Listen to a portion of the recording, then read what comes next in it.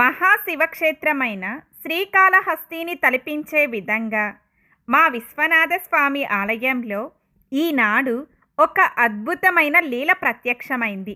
ఇన్నాళ్ళు విశ్వనాథుని ఆలయంలో నాగదేవత స్వామివారిని అర్చించినట్లు విన్నాం, చూశాం కూడా.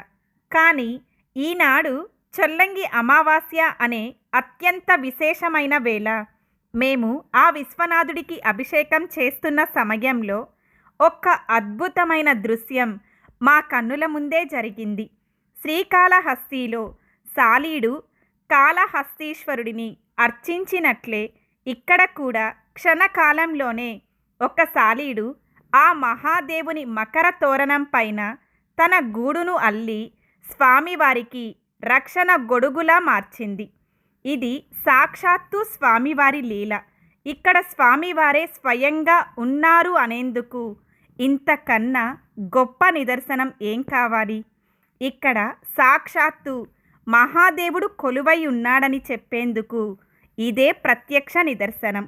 ఆ మహాదేవుడు ఎప్పుడు ఏ జీవిని కరుణిస్తాడు? ఎవరైనా చెప్పగలరా?